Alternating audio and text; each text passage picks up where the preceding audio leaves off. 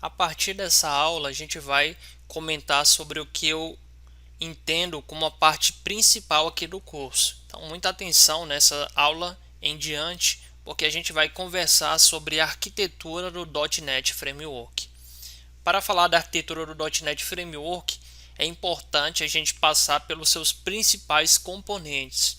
O objetivo dessa aula em diante é que a gente possa passar por cada um desses componentes e assim a gente possa consolidar de forma mais detalhada como funciona a arquitetura do .NET Framework.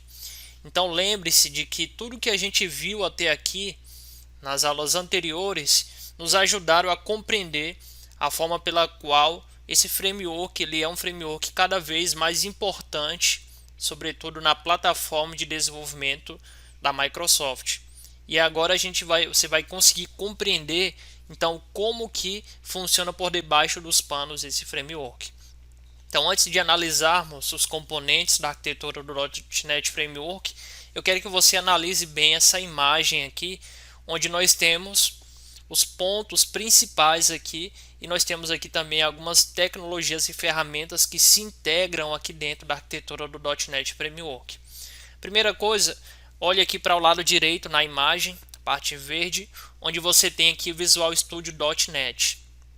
Visual Studio .NET, perceba que essa caixinha verde ela está numa altura que compreende praticamente todas as três seções que a gente tem aqui dentro dessa imagem. A seção azul, seção vermelha intermediária e a seção de cima, onde você tem aqui as linguagens e tecnologias propriamente dito que vão estar implementando o .NET Framework. Então note que por meio da caixinha verde, que é o Visual Studio .NET, que seria aqui a IDE que você vai estar utilizando, você consegue interagir com todos os três grupos de componentes aqui, o azul, o vermelho e o amarelo.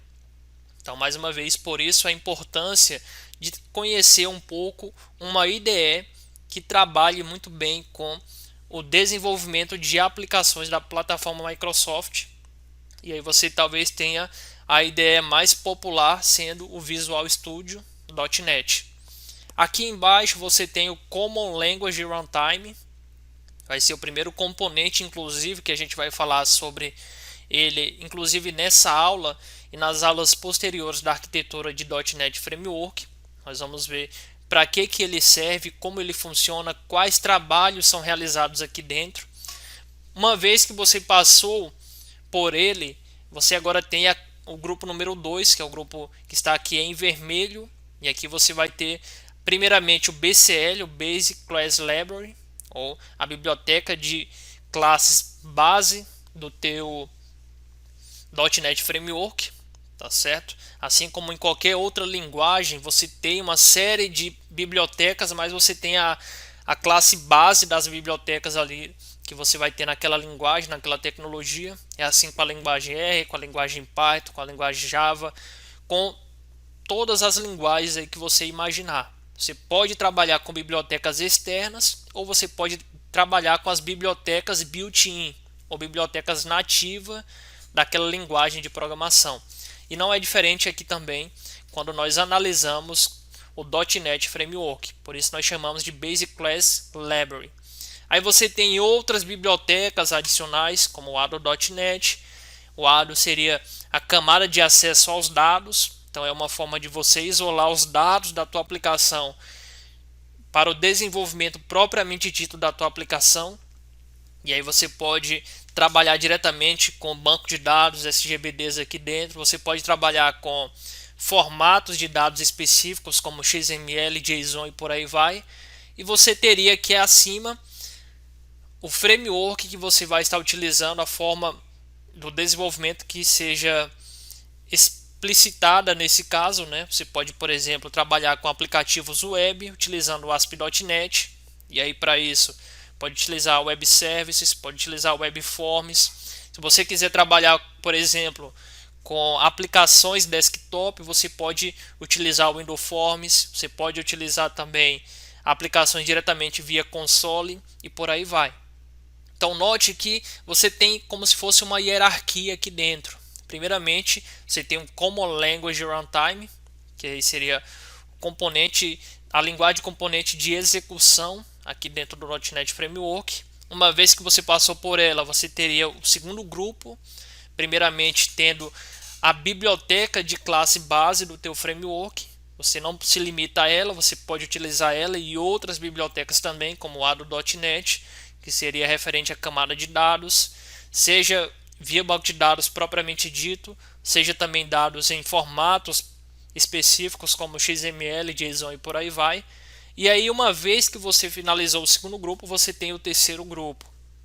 E aqui no terceiro grupo, você tem primeiramente um componente que ele compreende todas as tecnologias que serão utilizadas aqui no terceiro grupo. Esse componente é o Common Language Specification. E a gente vai falar também especificamente sobre esse componente aqui nas aulas da arquitetura do .NET, para compreendermos um pouco mais como ele funciona. Mas entre linhas você tem aqui em cima todas as linguagens e tecnologias que você pode trabalhar para desenvolvimento da sua aplicação. Então você tem o famoso VB, que é o Visual Basic, que hoje já não está tão popular como ele era anteriormente. Você tem o C++, C Sharp, JavaScript, você tem outras ferramentas e tecnologias aí e linguagens de programação que vão te ajudar na implementação do .NET Framework. Por isso que aqui ele vem compreendido pelo Common Language Specification, né? Por isso, então, essa imagem ele nos dá um vislumbre geral da arquitetura .NET Framework. O nosso objetivo aqui é comentarmos em detalhes como funciona o Common Language Runtime. E a gente vai ver o trabalho primordial, o trabalho de primazia que esse componente deve realizar para que a arquitetura .NET Framework possa ser realizada bem feita. Vamos especificar também o Basic Class Library e vamos comentar sobre outras bibliotecas que podem ser utilizadas nesse caso. E vamos falar também do Common Language Specification, que também nos ajuda a compreender um pouco mais sobre a camada de alto nível aqui, referindo-se a quais linguagens de programação e ferramentas que você vai utilizar na tua arquitetura .NET Framework. Então, lembrando, cada vez que comentarmos desses componentes, vamos fazer aqui uma visão geral e vamos trazer na prática como ele funciona referente à arquitetura do .NET Framework. Primeiro componente, então, Common Language Runtime, que é o famoso CLR. Primeiro componente mais importante da arquitetura do .NET. O Common Language Runtime é o ambiente de execução das aplicações .NET. Então lembra quando eu falei para você, fiz um comparativo do .NET com a plataforma Java?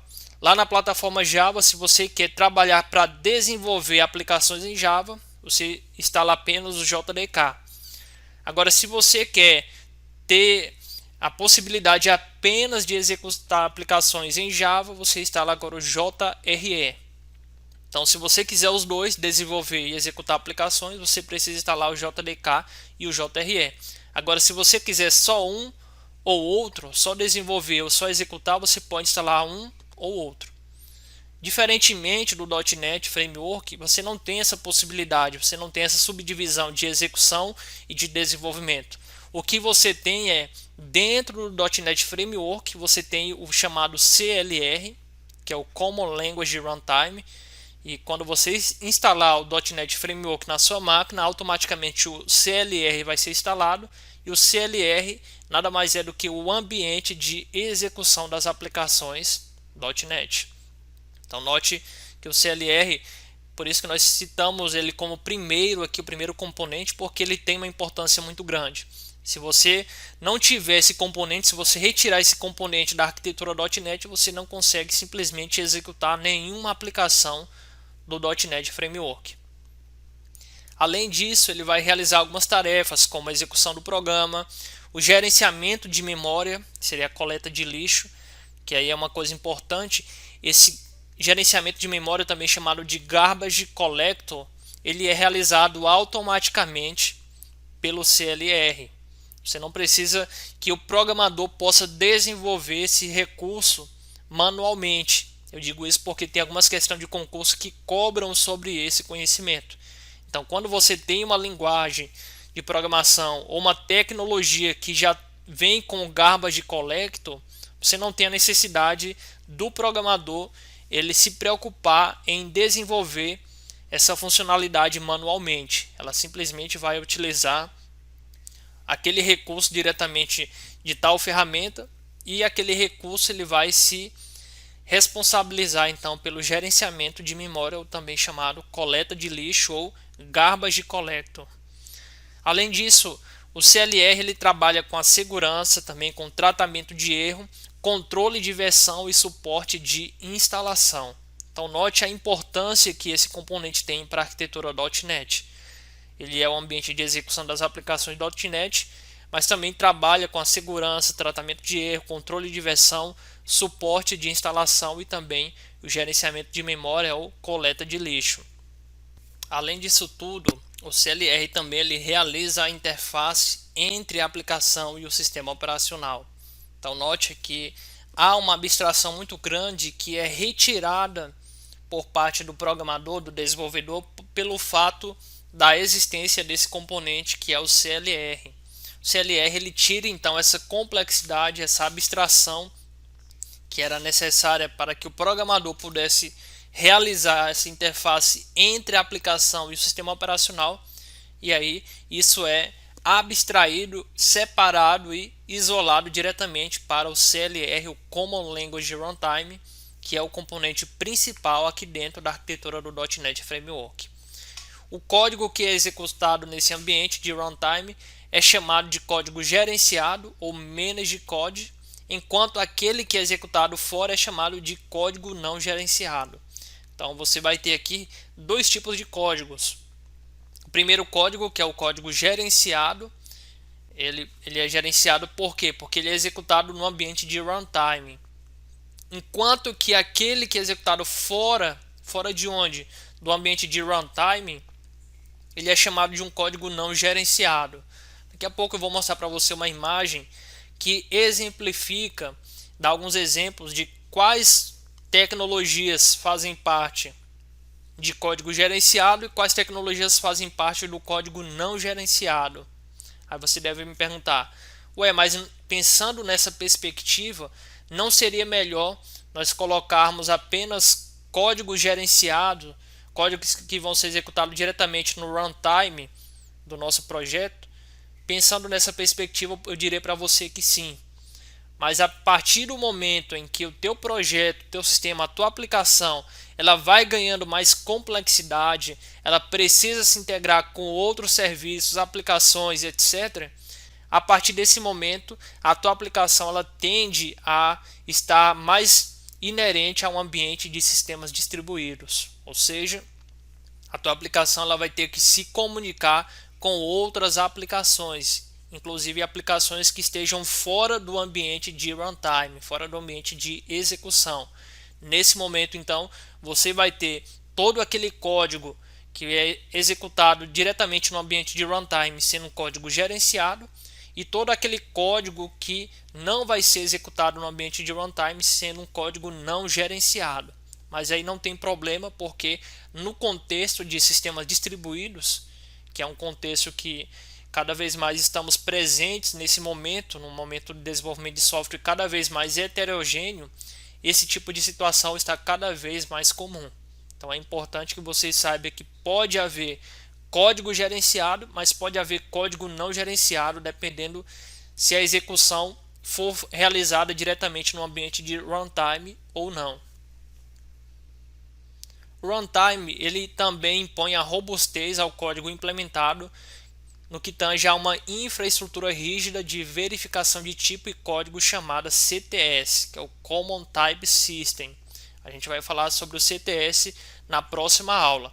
Então note que você tem o Common Language Runtime, você tem também o Basic Class Library e você tem o Common Language Specification.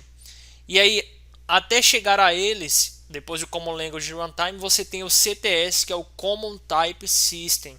Essa é uma forma de você tornar a execução mais robusta do código implementado, tratando-se então de uma infraestrutura rígida de verificação de tipo e código, que é chamada de CTS, Common Type System. Além disso, o ambiente gerenciado do runtime elimina muitos problemas de softwares comuns. Por exemplo, o runtime identifica automaticamente o layout do objeto e gerencia a referência a eles, liberando-os quando não estão mais sendo usados.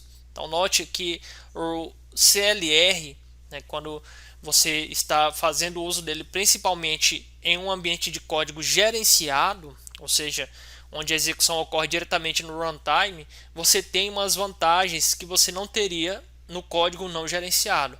Uma delas, por exemplo, é identificar automaticamente o layout do objeto, gerenciando a sua referência e, mais importante, liberando o que? Liberando os recursos quando eles não estiverem mais sendo usados.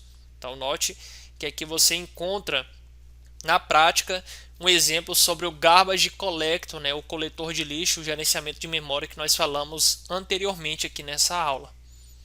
Por isso que é importante então entender como que o CLR, o Common Language Runtime, ele atua dentro da arquitetura do .NET. Embora o Common Language Runtime forneça vários serviços de tempo de execução padrão, o código gerenciado jamais é interpretado. Então, aqui você encontra uma das primeiras diferenças aqui entre o .NET Framework e o Java, né? Java lá você tem a questão da compilação e algumas linguagens de programação que são linguagens interpretadas, compilada e interpretada, quando são híbridas. Porém, aqui no .NET Framework você tem apenas uma linguagem sendo compilada. E partindo desse pressuposto de que o Common Language Runtime ele fornece vários tipos de execução, mas desde que o código seja apenas compilado e não interpretado, você tem agora um recurso chamado JIT ou Just in Time, que permite que todos os códigos gerenciados sejam executados na linguagem de computador nativa do sistema no qual está em execução. Então note que esse processo de compilação Just in Time ele vai permitir que todos os códigos gerenciados, então note só, aqui há uma restrição.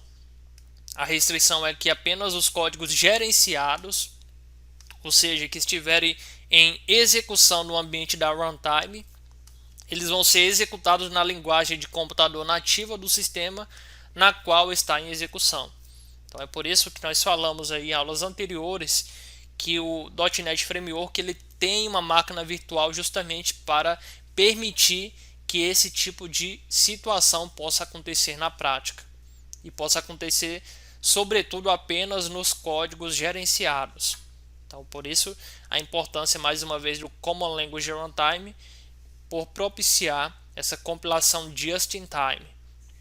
Por fim, o runtime ele pode ser hospedado por aplicativos do servidor de alto desempenho como o Microsoft SQL Server e o IIS, que seria o Serviço de Informação da Internet, ou servidor web aí, diretamente da Microsoft, onde você pode interligar o .NET Framework diretamente com o servidor web. Então seria uma possibilidade bem legal também aqui, porque você consegue hospedar o runtime em outros aplicativos com um servidor de alto desempenho, como o SQL Server, o IIS e dentre outras possibilidades também. Por último, essa imagem ela nos ajuda a entender um pouco do que nós falamos até aqui. Então, essa imagem, assim como essa primeira imagem que eu mostrei, são imagens que nos ajudam a compreender o funcionamento do .NET Framework. Então, eu falei para você a primeira imagem, lembre-se sempre desses compartimentos aqui. Você tem o primeiro Common Language Runtime, que é o utilizado para trabalhar com a execução de aplicações no .NET Framework. Você tem o segundo compartimento, onde você vai ter a biblioteca de classes base do teu framework. Você vai ter outras bibliotecas também, gerenciamento de dados, bibliotecas no que tange é o desenvolvimento web, desenvolvimento desktop, por aí vai. E você vai ter o último compartimento referente às linguagens de programação e tecnologias que você vai utilizar. Tudo isso vão estar disponíveis para você em uma IDE, onde você pode utilizar o Visual Studio .NET, que vai ter uma produtividade e um desempenho muito melhor por parte do desenvolvedor. A segunda imagem, especificamente esta, ela já fala diretamente do CLR, Common Language Runtime. Então aqui você tem do lado esquerdo os códigos e aplicações gerenciados e do lado direito você tem códigos e aplicações não gerenciados. Então vamos ver aqui alguns exemplos desses. O que seria códigos e aplicações gerenciadas? Primeiramente você tem a Class Library, ou seja, a biblioteca de classe base, que já vai vir diretamente com o .NET Framework. E como eu falei para você, nada impede você instalar outras bibliotecas à parte também. Então você pode instalar tranquilamente. Você vai ter o próprio runtime aqui também. O runtime ele é o coração do CLR, o Common Language Runtime. E aí você vai ter aqui no meio o sistema operacional e o teu hardware. Então do lado esquerdo você tem códigos e aplicações gerenciados. Do lado direito você tem agora códigos e aplicações não gerenciados, como por exemplo o servidor web IIS. Você tem o ASP.NET Runtime também. E você tem outras aplicações que não vão ser gerenciadas. E essas aplicações e códigos você inseriu dentro do teu projeto, da tua arquitetura, porque quem sabe aquele código, aquela aplicação, ele ajuda a implementar alguma regra ou objetivo de negócio do teu projeto. E aí pensando cada vez mais em um cenário de sistemas distribuídos, tecnologias e linguagens heterogêneas, não há nenhum problema quanto a isso. Você pode trabalhar sim com diferentes tecnologias, ferramentas heterogêneas, mas desde que você entenda que todas as ferramentas, todas as tecnologias que não forem executadas dentro do runtime serão tecnologias, serão aplicações e códigos não gerenciados aqui. E por outro lado, aquelas tecnologias e recursos que serão executados diretamente no runtime são tecnologias gerenciadas. E aí para esse fim você vai ter algumas novidades a mais, você vai ter uma série de recursos de gerenciamento a mais para todas essas tecnologias e códigos que são códigos gerenciados.